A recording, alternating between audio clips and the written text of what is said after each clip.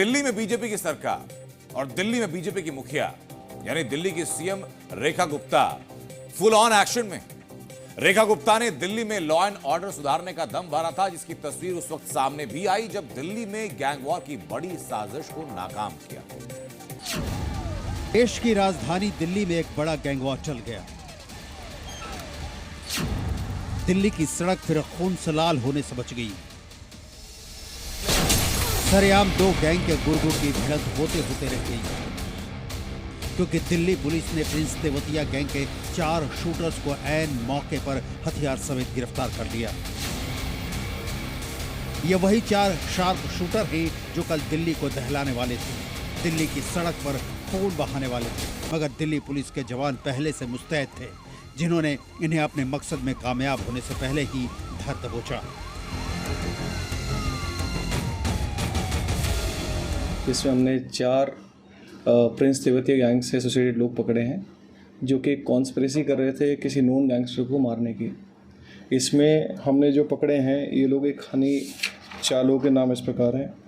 एक राकेश है एलियस राका, इसके ऊपर 12 मुकदमे हैं मर्डर के, आर्म्स एक्ट के, अटेम्प्ट टू मर्डर के। इसके ऊपर जो है ये अभी 6 मार्च को जेल से छूट के आया था। ये चारों लड़के रात को वरना गाड़ी में घूम रहे थे।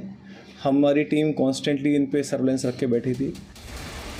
ये गैंगवार किस किस के बीच होना था और उसकी क्या तैयारी थी, ये जानने से पहले इस खूनी साजिश की वजह समझिए। दरअसल 2 साल पहले 2023 को दिल्ली के खूंखार गैंगस्टर और लॉरेंस बिश्नोई के राइट हैंड प्रिंस तेवतिया का दिल्ली के तिहाड़ जेल में बड़ी ही बेरहमी से कत्ल कर दिया गया था। इस मर्डर के पीछे गोगी गैंग का नाम आया था। देश की सबसे सुरक्षित जेल में से एक तिहाड़ की दीवारों के पीछे हुए इस हत्याकांड ने एक तरफ पुलिस महकमे में हड़कंप मचा दिया था, तो दूसरी तरफ तेवतिया गैंग में भी खलबली मच गई थी। और अब ठीक 2 साल बाद दूसरे मर्डर का बदला लेने के लिए तेवतिया गैंग के गुर्गे पूरी तैयारी में लगे थे। किस गैंग के लिए काम कर रहे थे? ये प्रिंस तेवतिया से जो गैंग है, जो प्रिंस तेवतिया इसका मर्डर 2023 में हुआ था, उस गैंग से एफिलिएटेड है। ये लोग रीयूनाइट कर रहे थे और एक नोन गैंगस्टर को मारने की कोशिश कर रहे थे। दिल्ली पुलिस की गिरफ्त में आई ये चारों शूटर तेवतिया गैंग से जुड़े हैं, जो खूनी साजिश को अंजाम देने से पहले इसी सफेद कार से रेकी कर रहे थे। इस ऑपरेशन को राकेश उर्फ राका लीड कर रहा था।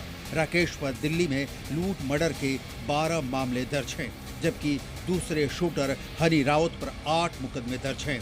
इनमें लूट, मर्डर, एक्सटॉर्शन जैसे मामले शामिल हैं।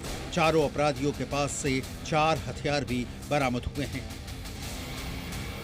तलाशी ली गई तो मालूम चला कि इनके पास 4 वेपन्स हैं, 3 पिस्टल्स और एक अपना कंट्री मेड वेपन इनसे रिकवर हुआ है।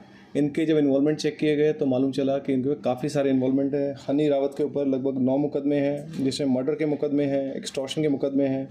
ऋषु प्रसाद के ऊपर भी एक्सटॉर्शन, डकैती, इस टाइप के मुकदमे हैं।